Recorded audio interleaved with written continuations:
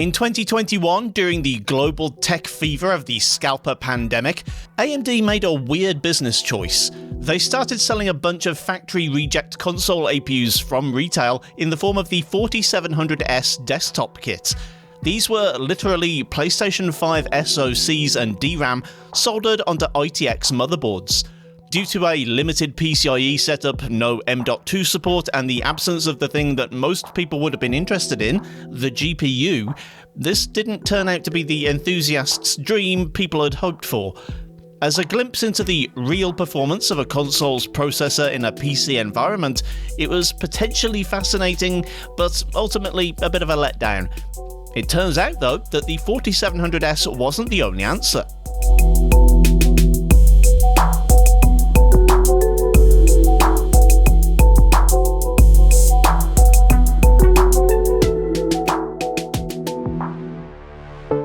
The Ryzen 7 4700G is very much in the fashion of other Ryzen APUs that you might be familiar with. It has Vega graphics, with 8 compute units pushing out the kind of frame rates you might expect from an older generation gaming GPU or a modern display adapter. This isn't the kind of APU found in the 9th gen consoles, whose full-fat integrated graphics with RDNA architecture could match a modern discrete graphics card for raw performance. As a CPU, however, the 4700G has some extremely familiar specs to anyone who's ever looked in detail to what the Xbox Series X is made of. The architecture is the same, of course. Zen 2 was the best AMD had to offer in 2020. Both have 8 physical cores. Both also have simultaneous multi-threading to double the number of processing threads. Both have clock speeds of roughly 3.6 GHz when using SMT, though for the Xbox that is the maximum boost speed, whereas for the Ryzen it's the base clock. The similarities don't end there either. Both CPUs have 4 MB of L2 cache and 8 MB of shared L3 cache. None of the consumer-grade Zen 2 based CPUs ever directly matched the spec of that in the console. The Ryzen 7 3700X is as close as they ever got, and it had a substantially larger 32 MB L3 cache and chiplet design that made the comparison to consoles less than direct. The Ryzen 7 4700G and the slightly higher clocked 4750G might be the closest we'll ever get to the actual hardware used in Series 9 consoles in a custom PC, but there's a chance you've never heard of them. This is because most of the Ryzen 4000 series APUs never made it to retail, or at least not through official channels. The 4700G was exclusively found in pre-built PCs from big computer brands like Lenovo and HP. These days, since the advent of the 5000 series APUs, which will themselves soon be replaced by the 7000 series, these old Zen 2 parts are available on AliExpress for just over £100. Now, even aside from being something of a curiosity, that's not a bad price for a reasonably modern 8-core CPU.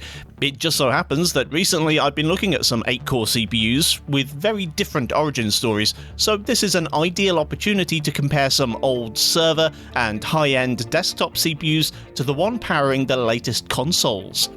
To that end, I'm running the 4700G on an MSI B450 Tomahawk Max 2 motherboard. Like all B450 chipset boards, this is limited to 3rd generation PCI Express, but the CPU itself is also limited to Gen 3 speeds, so there's no loss in performance from using an older motherboard here. I'm using 32GB of DDR4 4000 with 4 sticks total and a cache latency of 19. The CPU is being cooled with a Vitru V5, and the GPU is a Gigabyte RTX 3070. Performance-wise, this graphics card isn't far above what the consoles have, at least in theory, and when testing CPUs it's usually good form to use the most powerful GPU possible. However, I don't actually have anything more powerful to hand. To get around this, I'll be using DLSS to ensure the GPU isn't a bottleneck. I've done the testing at 2 different clock speeds. Firstly, the maximum overclock I could obtain using air cooling, which was 4.3 GHz. I did get a couple of benchmarks to run at 4.4 and 4.5, but the 10-minute Cinebench run crapped out for both of them. On my second run, I dropped clocks to 3.7 GHz in order to more closely match the 3.66 GHz Series X. Although Valorant is a PC exclusive title, it's also one of the better tests for pure CPU horsepower. However, it also doesn't utilize very many threads, really likes level 3 cache, and so evidently doesn't like this chip all that much. At 4.3 GHz, the 4700G can pull about 280 FPS. A perfectly good frame rate in a vacuum, but compared to the other 8 cores I've tested so far, it's actually only somewhere in the middle of the pack. You might not recognise all of the other CPUs on the chart, but the one in second place is a Haswell Extreme CPU from 2014. The Xeon in third place is an overclockable Ivy Bridge chip from 2013, and the one behind the Ryzen is one of the first 8-core 16-thread CPUs ever made, a locked Sandy Bridge chip that costs less than £1 per core on AliExpress. You might wonder why the Zen 2 chip is being left behind by decade-old server chips, and I suspect it has something to do with this level 3 cache business. The 8MB of the Ryzen 4700G is less than half the size of the older chips, and a third of the size of the one in the V2 Xeon. So despite the higher IPC, the Ryzen still loses out. Out of curiosity, I ran another test at 3.7 GHz, as if there were a console version of the game, and the difference was small, like less than 10%.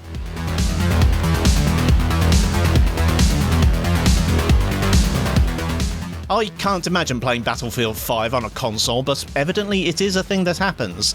From what I can tell online, the Xbox version of the game can run at 120 FPS in performance mode and 60 FPS in quality mode.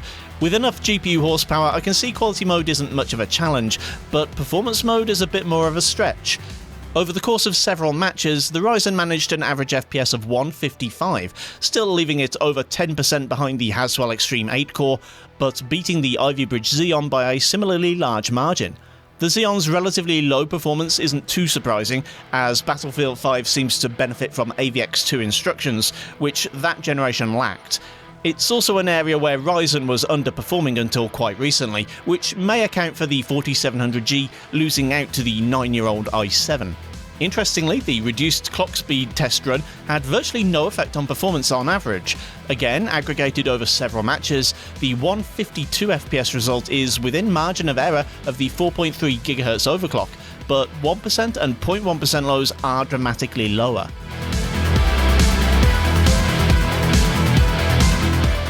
Oddly enough, the old Xeon is the best 8-core I've tested in Fortnite so far, and the Ryzen hasn't changed that state of affairs. In fact, its average FPS of over 300 is 15 FPS faster than the i7-5960X, and almost 50 FPS, or 20%, faster than the Ryzen 7 4700G. I'm afraid I haven't sussed out exactly what Fortnite wants from a CPU yet. Cache is presumably part of it, but thread count presumably isn't. The quad-core i7-5775C was only a couple of frames slower than the 8-core Ryzen here. The difference in performance from the underclocked run was smaller than I'd expected. The 3.7 GHz average is just over 240 FPS, though I believe the 9th gen consoles don't use performance mode and therefore presumably use the regular DX12 renderer. Still, if Epic wanted to offer a 240 FPS mode for console players, that would appear to be something the hardware is capable of. Despite being fairly heavy on processors, Flight Simulator can actually run spectacularly on weak CPUs, but it will drop environmental detail drastically in order to keep things moving. To that end, you could probably run Flight Sim on an Xbox One, though it would look like something from the dawn of 3D gaming.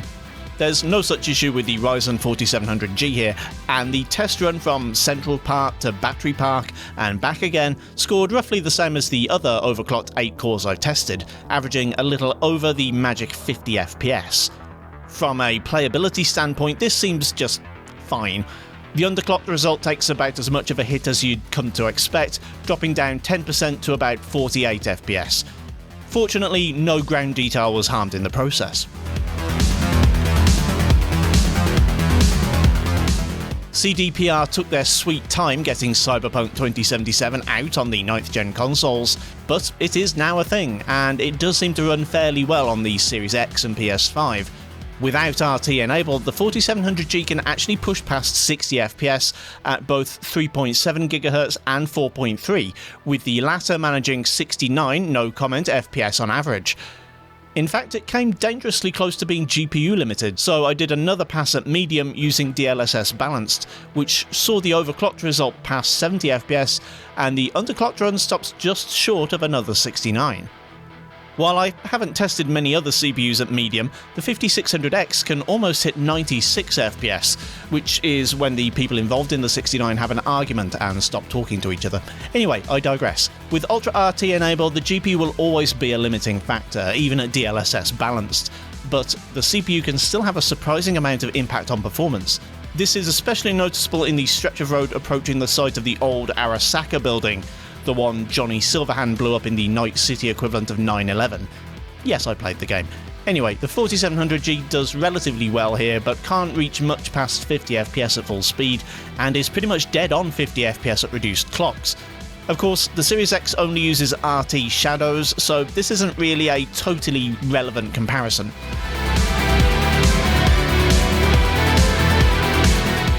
Red Dead Redemption 2 is part of my usual CPU test suite, but it predates the Series X and PS5 by a couple of years, having been originally released for consoles using ancient Jaguar-based CPUs. Nevertheless, it can still prove tough on some modern processors, and while the 4700G's 76 FPS average at full speed and 73 FPS at reduced clocks is extremely playable and great for a 60 FPS experience, it's a long way short of even the Ivy Bridge E5 1680V2, and a mere 10% faster than the cheapo E5 2670. Like I said, nobody will complain about the results, but it's curious how much better old Intels are in this title.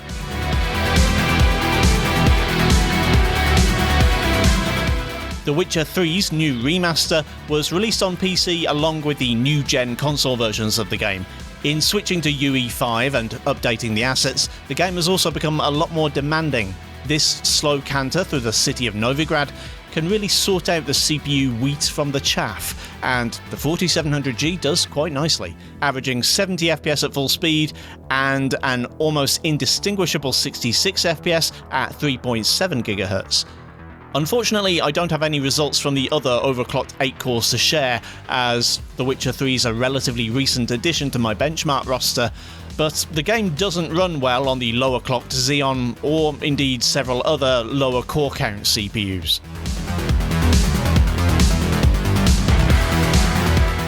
The Last of Us is, of course, a PlayStation franchise, so its performance on an Xbox is just a hypothetical. As far as I can tell, the PS5 CPU is a slightly differently configured version of the same chip, topping out at 3.5 GHz, but the numbers from this CPU test are a little bit irrelevant anyway. At the time of recording, the PC port has been reported to run quite horribly in some cases, certainly when compared to the PS5 version. I ran this test at 1440 medium using DLSS balanced, which according to the settings menu should actually exceed my RTX 3070's available VRAM, but in reality that wasn't an issue in my relatively short benchmark run. Anyway, GPU choice for this game is a whole separate matter. This CPU can happily run the game at over 78 FPS on average, and the 3.7 GHz run is only a handful of frames slower. I haven't tested any other CPUs in this title, so I don't know how this compares in the grand scheme of things, but it certainly seems acceptable to me. Continuing the theme of games which an Xbox won't play, Spider-Man Remastered is an absolute treat on the 4700G.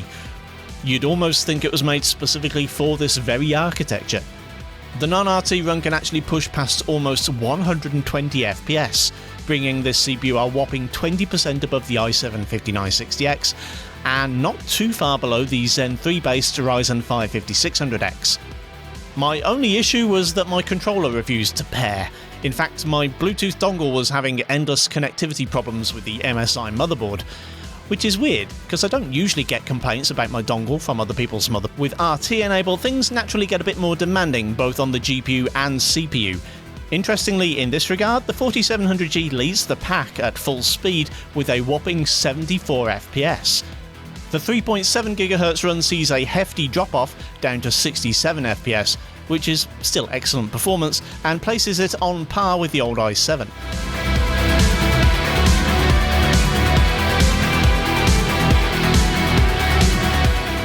Finally, Civ 6 is actually a bit of a controversial title on Xbox Series consoles.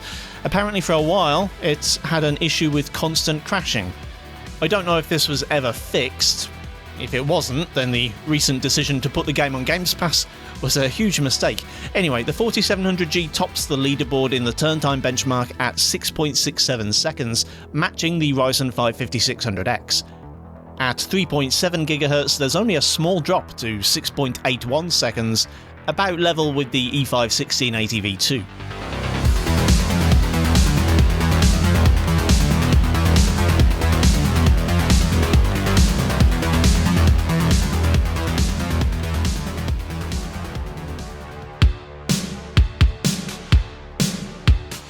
With the Ryzen 7 4700G tested as a CPU in its own right, and as an analogue for what an Xbox Series X might be able to achieve if we could install a full version of Windows on it, that really only leaves one aspect left to test. It is an APU after all, and what's the point of having a slightly above average integrated GPU if I'm not going to test it? For this test, I've pushed the GPU up from its stock 2.1 GHz to 2.4, and I've left the CPU cores at 4.3 GHz and the RAM at 4000 megatransfers a second. I was perhaps guilty of being a little overcautious in Valorant. I usually like to keep this game at 100 FPS or higher where possible, so I dropped resolution from 1440 to 1080. The Vega 8 GPU actually still managed an average FPS of 176, with 1% lows of almost 120. Yes, that is 100 FPS lower than the CPU is capable of churning out, but nevertheless it's an excellent result for a lowly iGPU. Again, maybe I was a little conservative with my settings in GTA 5. At 1080 normal with FXAA and some slight tweaks to crowd variety, the game still runs at a superb 83 FPS on average, and never drops below 60.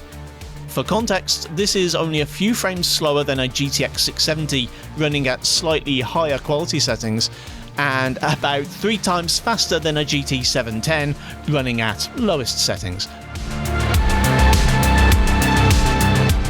For GPU tests, I prefer to switch Fortnite from performance mode to the regular DX12 API, and at low settings with epic view distance, the Vega 8 GPU can still pull off some impressive results.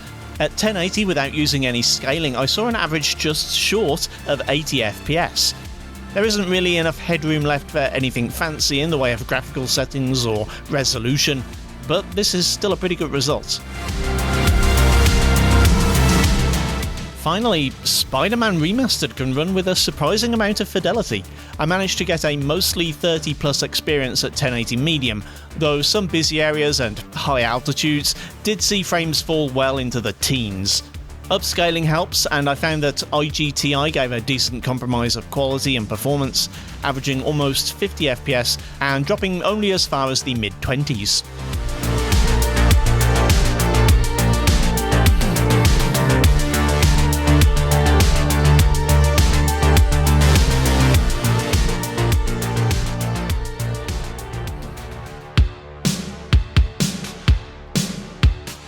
As a product, the Ryzen 7 4700G isn't one I can recommend, and I kinda knew this from the start. The same site that I bought mine from also sells the 5600G for £20 less, and the 5700G for about £20 more, and in my experience so far, Zen 3 blows Zen 2 away completely, at least as a CPU. If you're looking for an inexpensive gaming processor without fancy integrated graphics, there's a ton of better choices. The Ryzen 5 5500 and 5600, the i5 10400F and 11400F for a start. Hell, if all that's too expensive and you need the extra cores, then the regular Zen 2 based Ryzen 7 3700X will still be better, if only by a relatively small margin. As a look into what's possible with console equivalent hardware, it's interesting, or I think it is at least. Of course, consoles have less overhead to deal with from the operating system, game launchers, and assorted other background tasks. The point is, I can't completely replicate an Xbox Series X using DIY components. There isn't a direct equivalent GPU on the market for one thing, however there is a near direct equivalent to the PS5s. The same architecture, the same number of shader units, TMUs and ROPs, and it wasn't some OEM exclusive either. I don't have an RX 6700 non-XT right now, but it might be something I look into in the future. Let me know if you'd be interested in seeing that in the comments, and consider supporting the channel through Patreon or Super Chat. Thanks for watching, kindly do the usual YouTube things if you feel so inclined, and I'll see you next time.